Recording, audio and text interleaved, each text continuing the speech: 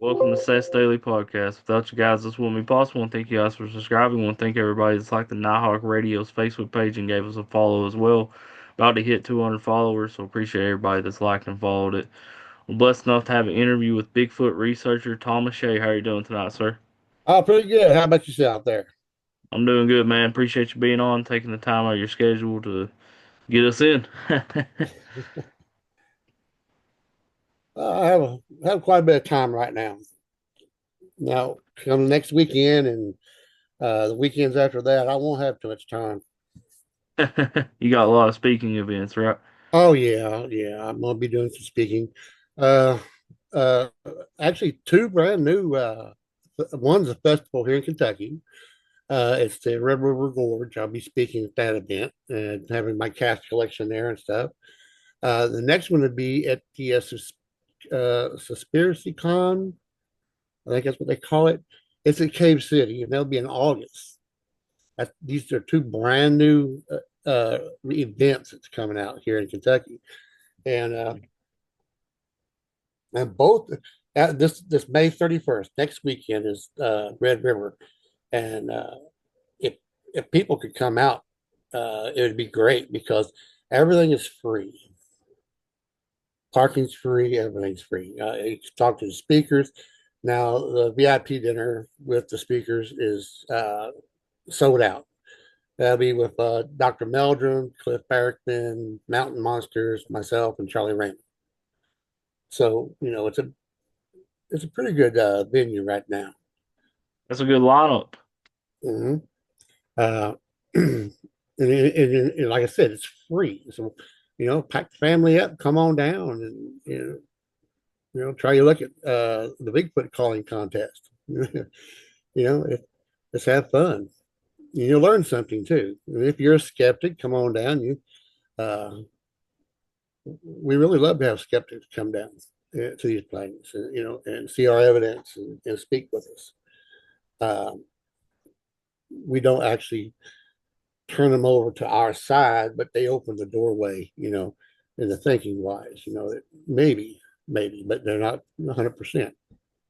According to who the person is, really. Yeah, yeah. If they come there with an open mind or not. Well, in all actuality, the last couple of you know cons that I have done and presentations, I have talked to a lot of skeptical people, and to be totally honest with you, these are diehard people. When you first start talking to them, Bigfoot is not real. They think all this is just a joke. They just came for the fun, And when they start talking to the excuse me, the guest speakers and the vendors who have this all this evidence laid out, they start looking at it, and you start telling them, why we believe this is real. This is, the flexibility of the foot or the hair samples. What's going, and the hundreds of reports that people, tell us. Uh, it's just like, I have video, I have photo evidence of one standing next, maybe 40 feet from us in the dark. I mean, we got the outline of it in Illinois. We got another one here in Trimble County here back in February. Uh,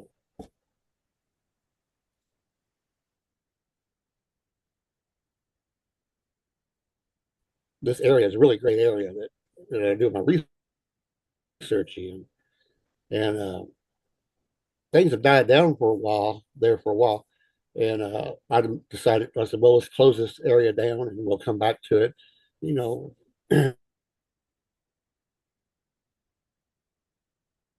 a while.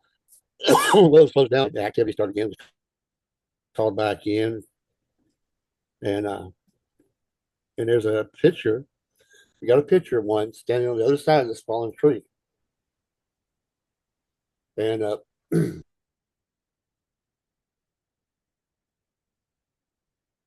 gentleman standing on the other side of the tree is 6 foot, and whatever this thing was standing at least 4 foot higher than this fallen tree. And the only thing you can see of this other guy on the other side where this thing was standing is head right here, whereas you can see the whole upper body on the, you know, with the first picture of the creature. Um, I'll have that down at Stanton. Um, I haven't put it out there online yet. I like talking about it, but I didn't put it out there online yet because I still want to do a little more uh, investigation on it. You know, I want to have somebody else check it out and make sure. You can clearly see in the picture that's not a shadow; it's something there. But before I put it out there for the public to see, you know, online or anything like that, I want, in my mind, that this can be explained. So, excuse me, I'll take it with me to Stanton and I'll show some people. Dr. Melder will be there. I'm going to show him that, and then I'll show Cliff, and we'll go from there. Yeah, speaking of the Red River Gorge, there's a lot of sightings there, isn't there? Yeah, there has been a lot of sightings there. My wife is from Pike County, Kentucky. That's south of Red River, and her parents used to live down. They live up here now, where we at, but they own a large spot down there, and I'm a researcher, and I try to debunk a lot of stuff, and a lot of things happen down there when we visit on holidays and in the summertime. Um, like I said, being a researcher and stuff like that, you know, things happen, and even though I witnessed it and my wife witnessed it, it's not really good evidence because uh, nobody else heard it or saw it or witnessed it.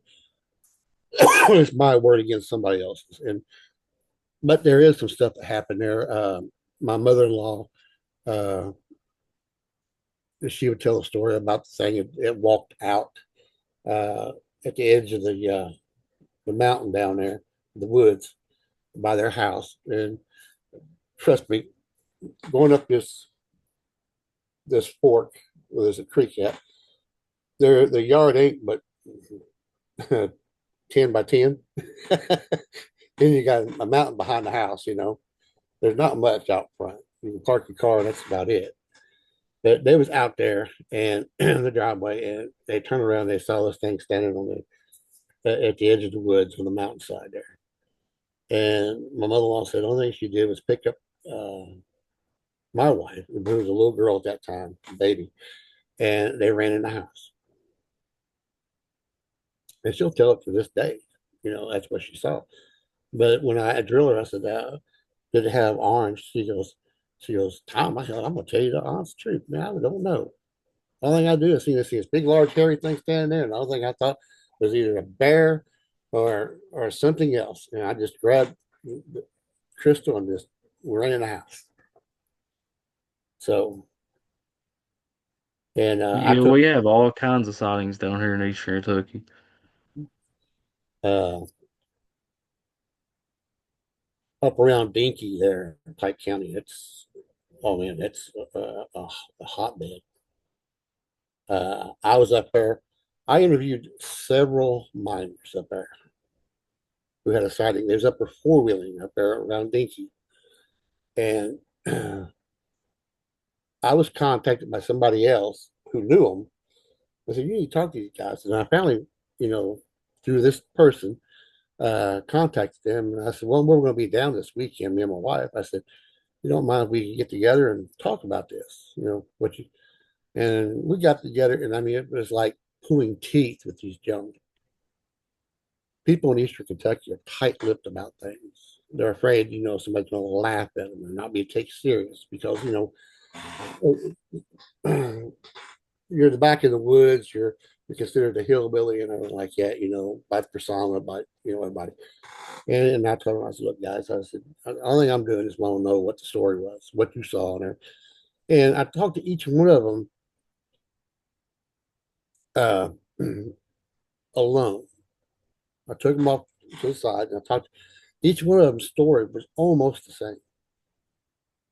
There was some variations, in the story, but they saw something, and and I talked to them still today, and they said they've gone back out and they 4-wheel drive and stuff like that, and never seen anything else again. And it was just that one time. But yeah, the people in Eastern Kentucky were really tight-lipped about stuff, and I tried to tell other researchers that if you're going to go down there, I said, the first thing you're going to do, you're going to have to know somebody, a family member, hey, no, a family member. And I said, you're going to have to be trusted. I said, when you give your word to these people, I said, you keep it. And it's just like these gentlemen here. I won't give their names out. I won't tell, you know, what month or anything like that. And because I respect them that much. And I gave their trust, and I want to keep their trust because I still talk to them. And it's, well, you know how it is in Eastern Kentucky. Once you make a friend, and you don't stab them in the back, you're friends for life. Yeah, And Eastern I have, Kentucky's a great place.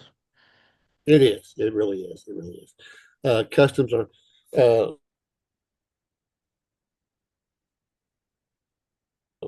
state. And when I met my wife and we went down there, I had my first taste of Eastern Kentucky, Appalachia. And I was surprised. I mean, things are different,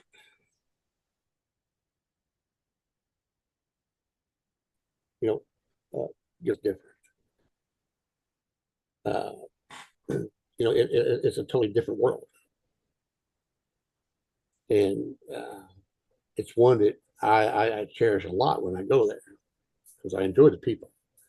I've never met a unfriendly person in Eastern Kentucky. I mean, everybody's got something to say to you. And it's always a good spot. There's nothing bad. And then I actually started a couple of groups down there, uh, helped a couple of groups get started down there. And they're doing research now. Uh, but they contacted me several years ago and said they want to do this Bigfoot stuff, and they knew about me and how I cast and stuff. They want to know things about, and I spent time down there with them on summers, and I taught them, basics on how tracking, what to look for, um, set them up with the equipment, and I told them, I said, guys, I said, we don't have to go out here and buy this $1,000 equipment, a recorder it costs $200. I said, go up here to uh, Big Lots up there and go in the back there. I said, they got some cheap ones back there, or you can go on Amazon and buy something cheap. A $20 recorder is just as good as a $200 recorder. I said, I started out with, uh, and everybody looks at me like I'm weird or something because I started out recording vocals. You know those little cassette players, Yeah. the little cassettes. That's what I took in the field, and I still got it. I still got it, and and and I'll pull it out every once in a while and look at it, and God, how the times have changed. And I'm thinking, how primitive was I back here? And this was only maybe 30 years ago. You know, but when you really think about it, 30 years is actually a long time. But if it's not really. I can't believe I've been doing this for over 30 years. I've You not know, even hit 30 yet. oh, oh, you got a long time. Well, yeah, that's good. That's really good. I had Uh, just 3 years. 3 years. oh well, I mean, you still got. I mean, uh, uh, I used to run around, and all the guys that was in my group that were younger than me, I used to call them puppies. But you're under 30 years old, you're a puppy. uh, but I didn't even know we had Bigfoot groups down here in Eastern Kentucky. That's pretty cool. Yeah, yeah. There's a two-man crew, and oh my lord, I forgot the name of that town.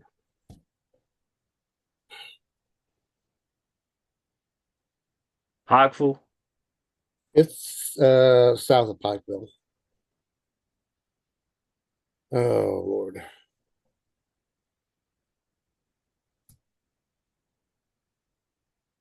it's up around Dinky, uh, I ain't too Pond Fork, familiar with Pike County. Pond Fork, and stuff like that. So yeah, there's a two-man team there, and there's a bigger team. Now they are actually in, I'm going to say around London, Kentucky, but they work in Pike and all that and stuff like that around there. Now that's a pretty good sized team there. Uh, After I set them up, I let them go. I mean, they're on their own. And the biggest thing I've ever told them, I said, don't ever lie about anything. And if you have doubts, I said, don't put it out there. I said, just don't lie. I said, and don't think it. Everybody wants to get out there and put something out there, so like look at me, okay? That's what they want. They want the attention. And I was telling us, look, me when I started this year, I didn't want the attention. And I'll be honest with everybody, it's a curse when my evidence got recognition and everybody started knowing who I was and want to know more about my research and stuff. It's a curse because they expect you to bring more to the table, and sometimes you can't. You can't live up to those expectations. Life just won't let you do it. And I tell them, I said, just like my evidence. When my evidence come out, and you can ask anybody. When I'm at these conventions, the first thing I do is if my team is there, my group that work with me are there in the audience, I ask them all to stand up. And I tell everybody in the audience that these are the people that work with me and make things happen. I give credit where credit's due. It's not all me. I have a team with me. I have other people that work with me. They need the recognition too, not just me. If it wasn't for them, you know, wouldn't have much. So that is one of the biggest things I've always put out there. Be honest with everybody, yourself and everybody else. And one day you're going to get recognized. You're going to come up with that one thing that nobody's ever done or ever captured. And I said, and somebody's going to see it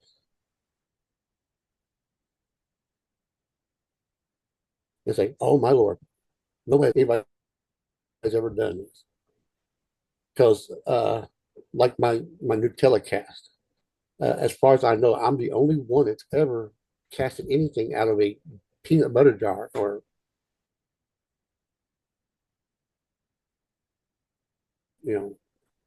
finger strike. And to be honest, that was an accident.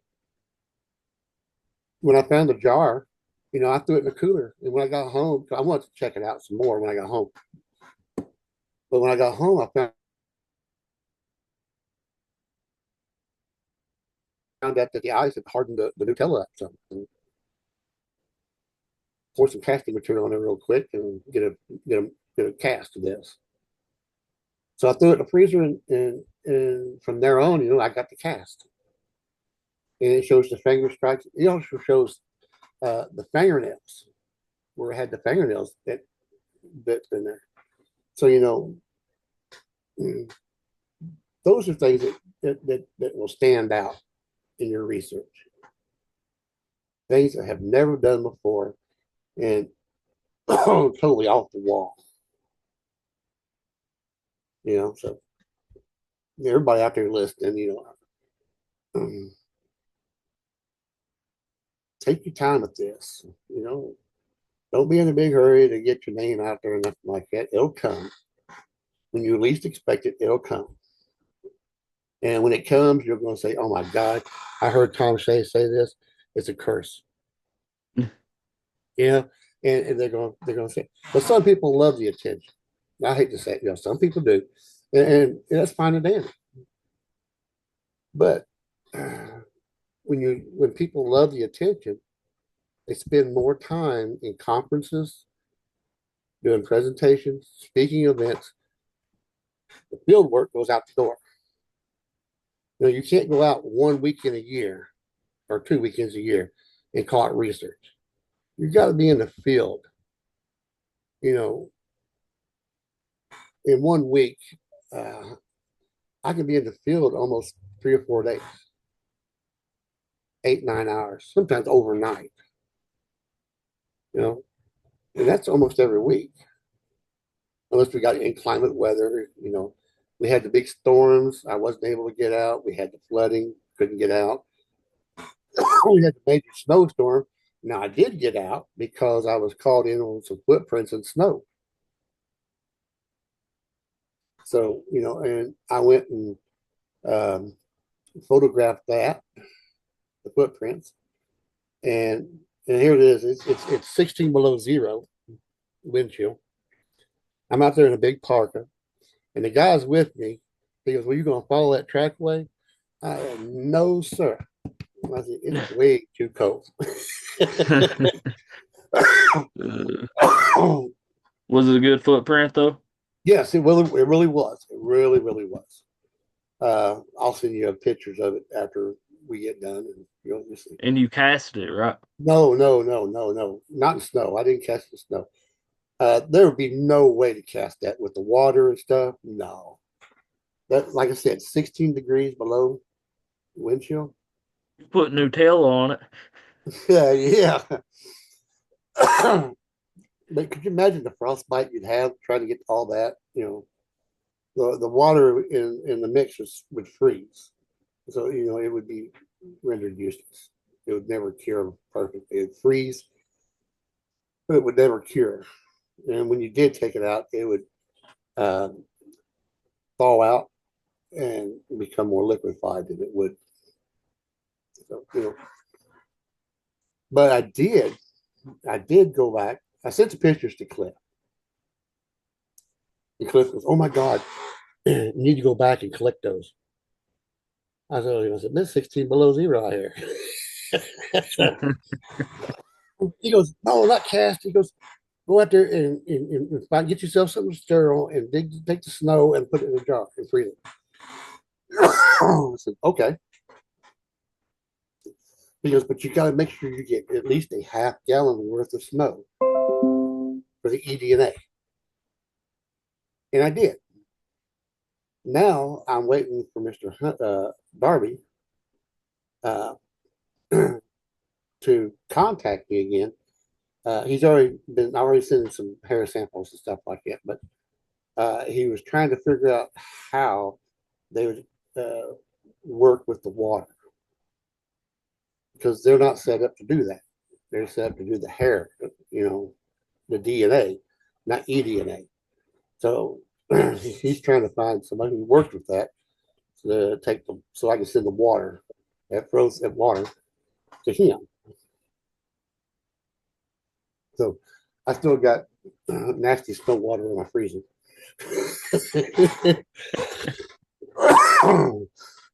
Might have Yeah, a hair in it, man. huh? I said it might have a hair in it. Well, I mean,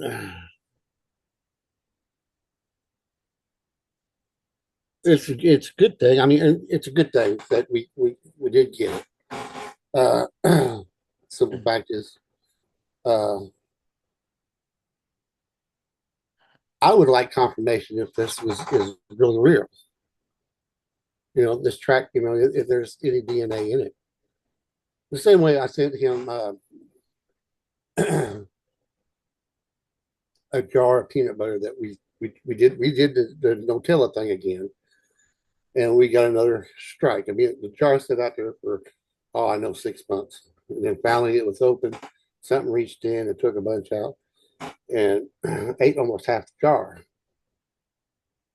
So when I went back, I found it, and they had put the lid back on the jar, just like the Nutella, and and I found it almost 80 yards away from where it was at, and I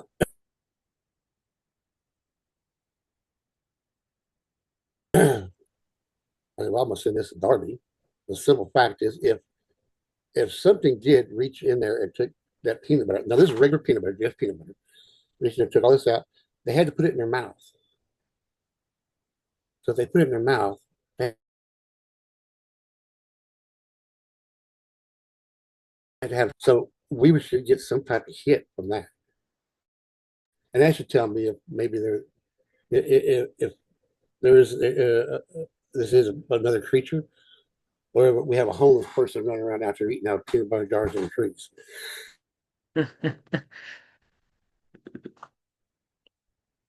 You know, that's I hate to throw it out there that way, but I mean that's it. I mean, I didn't see this Bigfoot open the jar and eat out of it. I don't know if it was a Bigfoot. I don't even know if it was a man back there, a homeless guy walking through that area, and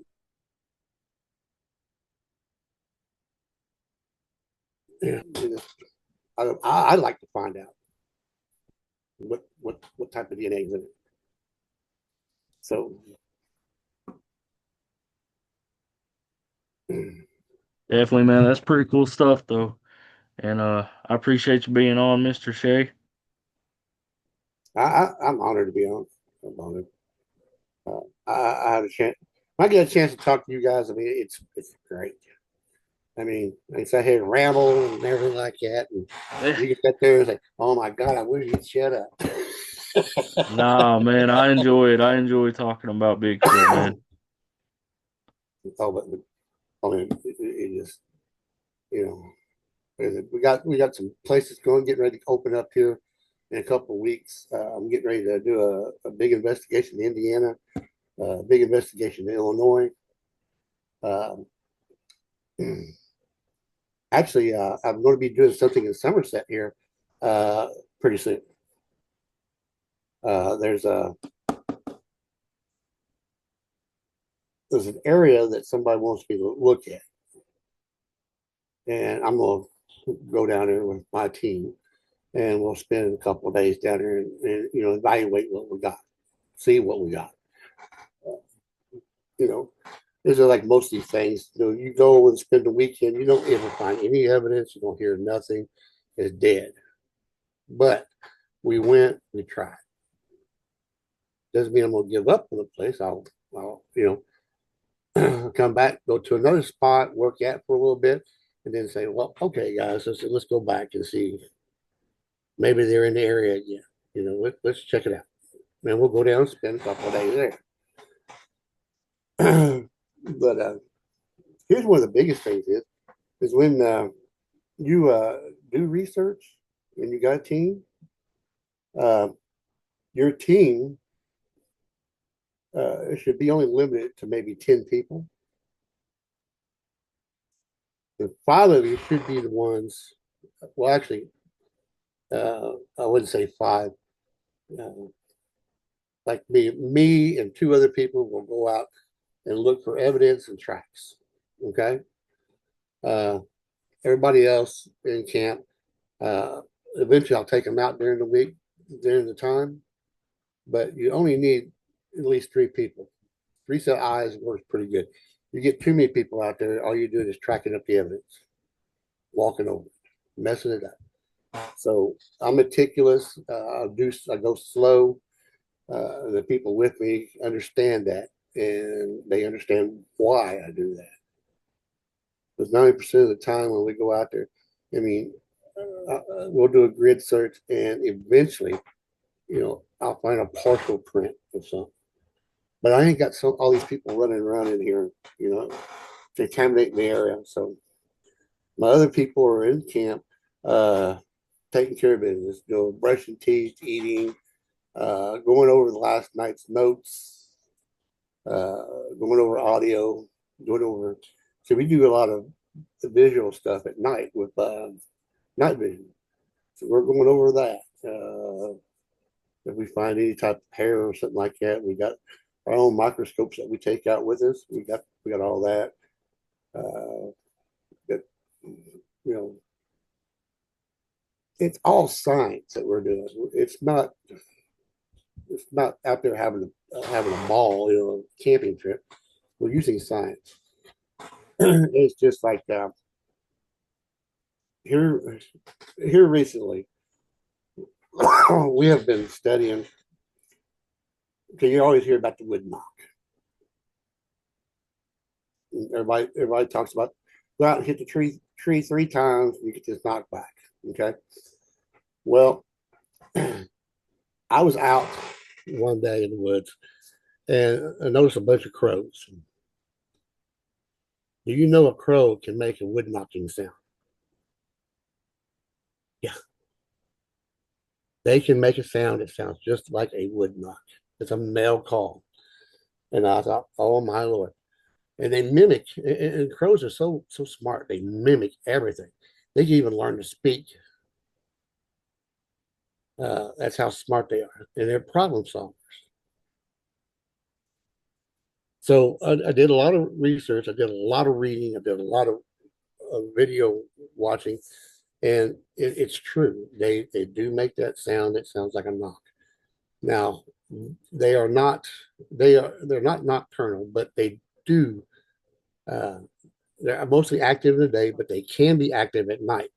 Due to the fact is, now this is something here. All right, predators.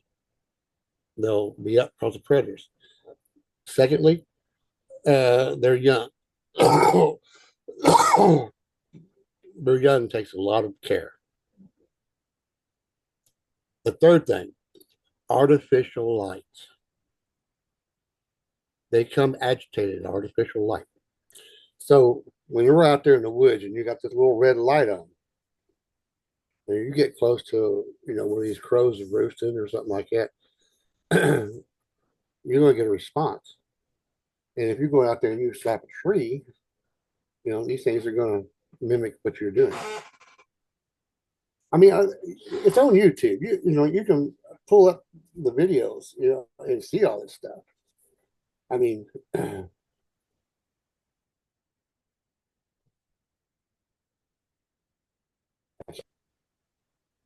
okay. How do you know that's a Bigfoot? Well, I don't. I've never seen one. Second of all, and we did this today. Me and Janelle, I showed her. We took deadfall,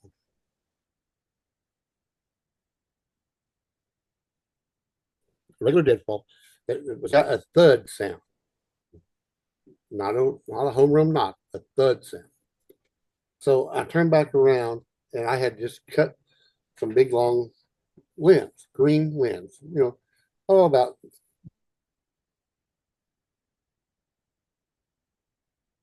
like, and that's what I said. Now hit the tree with this. This is green wood. Still had sap in it. She slapped the tree and you got that knock, that good knock, a home run knock.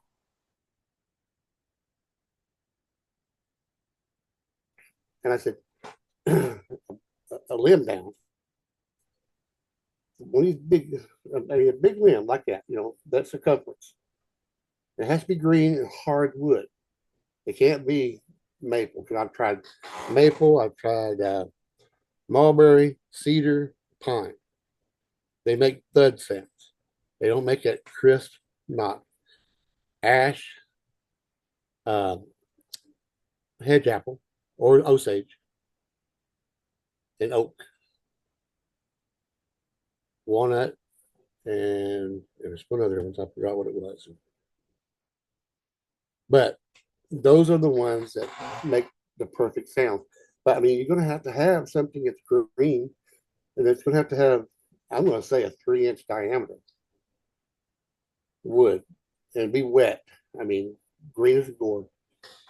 and at least 5 foot, so that the sound would resonate when you hit that tree. Nobody's ever done nothing like that. So I want to, I want to try it. I want to do something. So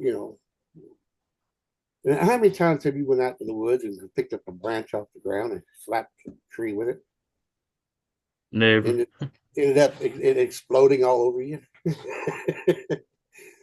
I mean, it just doesn't happen.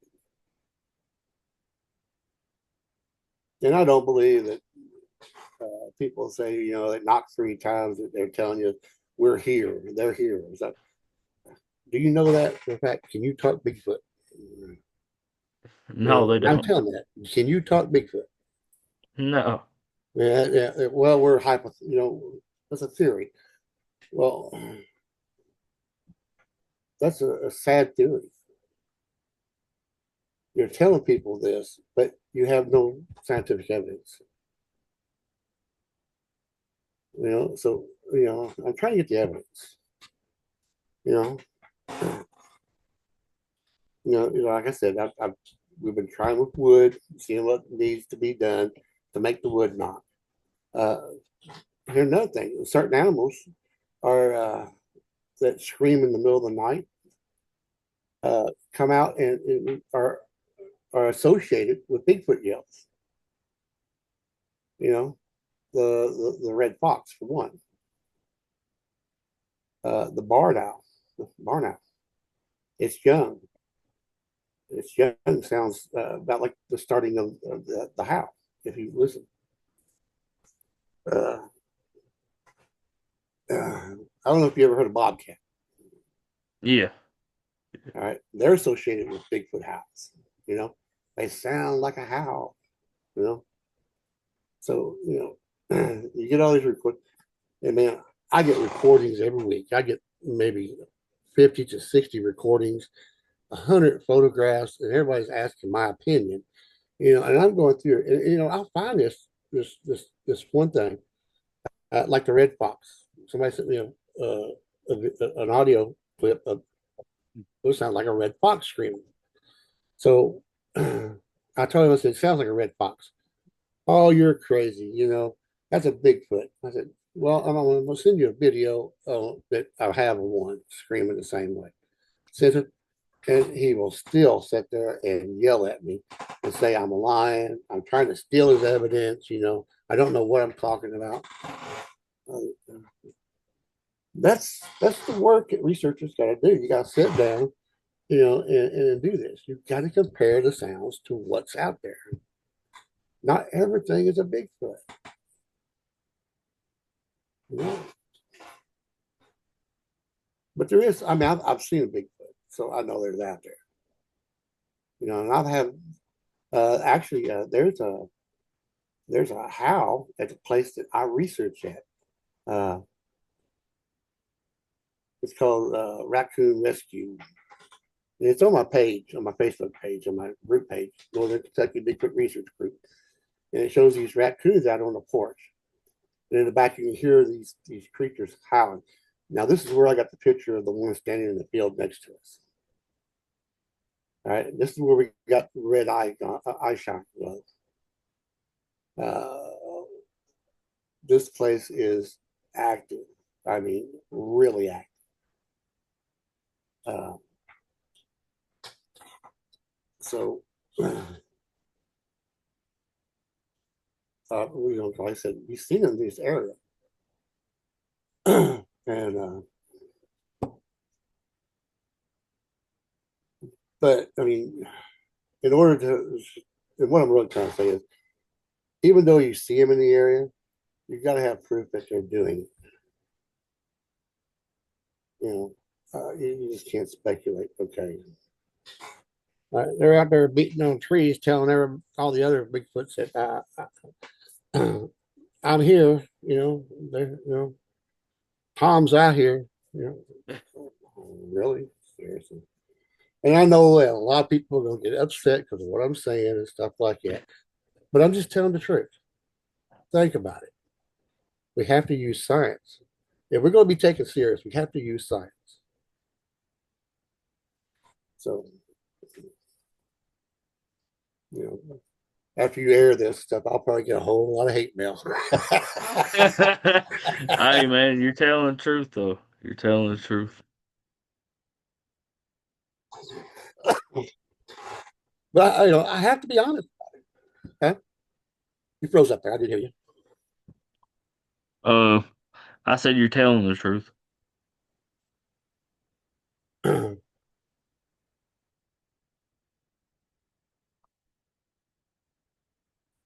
But I don't, you know, but it just ain't that. It ain't there yet. And there are some things that some people put out there that uh, I halfway agree with. I don't. Some theories and stuff like that. Uh,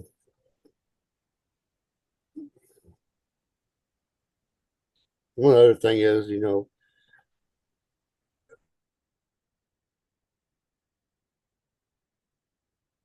I understand that a lot of people say that these creatures see us, we see them, we run one way, it runs another way. But you still got to understand something. They're wild animals. Okay. And with most wild animals, if they feel threatened, they will attack. So, you might want to keep that, you know,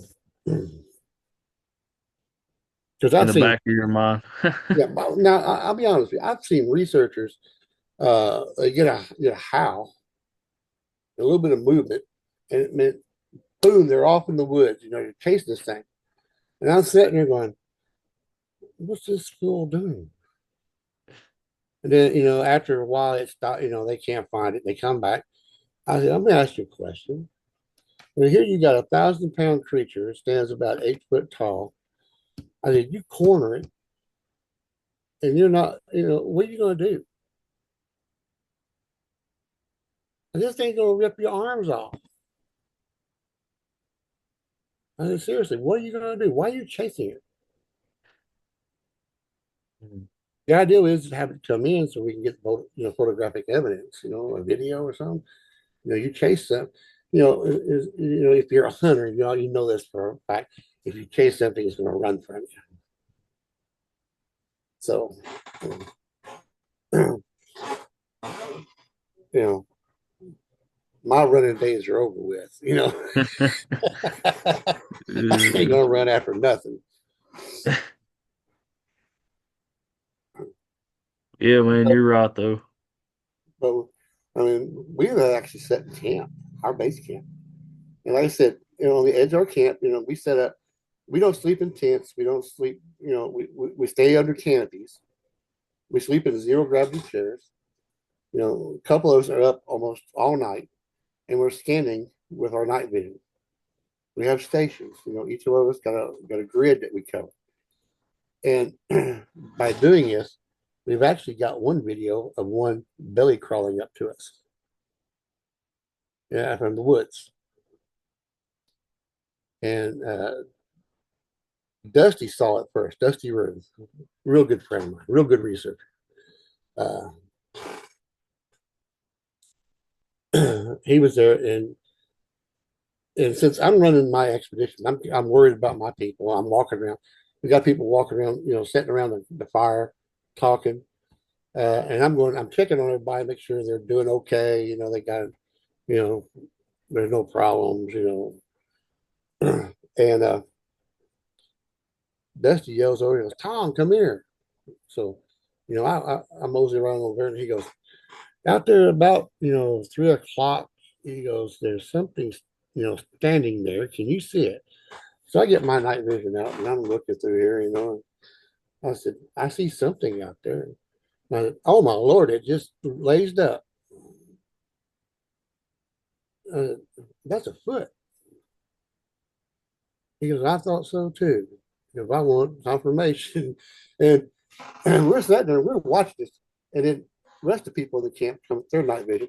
And we're sitting there watching this thing for maybe 3-4 hours while it's watching us. And it moved up close to us and stuff. And we're sitting there and we're watching it. I mean, I'm videotaping, and I got it on video, and I think Dusty does too, or he got steals. But one of the people in my group said, "They're gonna walk out there and try to touch it." I said, no, no, no, no, no, no, no. Just stay here. We're going to observe. Okay. Well, the next morning we got up. Night vision, any type of night vision, you can't judge distance in it. We thought it was further out than what it was. Would you believe it was only 3 car lengths away from us? That's how close it was to us. And and in one of the steals, now we've looked at it over and over and over again. And one of the steals in the left hand, no, the right hand, there appears to be a stick.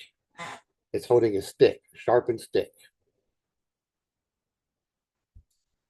So we don't know if that's a tool they was using or what, but you can clearly see the pointed stick. That's pretty cool though. It is. I mean, it really is. One night we're sitting there, and I mean, it's cold. You before I got old. and, and I tell you what, I got old quick last year. We was out there in sleeping bags in our zero gravity chairs. And I mean, I'm telling you, was so cold that me and another gentleman that worked with me, we stayed up and made sure the fire stayed really hot, so everybody would stay warm, no hypothermia would set in. And about 3 o'clock, 4 o'clock in the morning, I told him, I said, you know what? I said, nothing's happening right now. I said, the fire is really, really, I mean, we got a bonfire. I mean, it's going. I mean, you can melt. If you got too close, you could probably melt your sleeping bag and stuff. That's how hot it was. Everybody was nice and tucked in. So I thought we might as well take a couple hours sleep nap. As soon as we get in our bags and stuff, we're sitting there like that. And I'm facing him and he's facing me with the fire. And about this time, something comes on over the ridge, down this hill.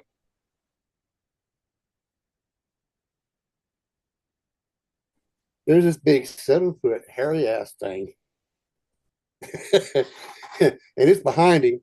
And we're both trying to get out of our bags so we can get some video of this. But it stepped on a log, and I mean, this log snapped, broke everybody up.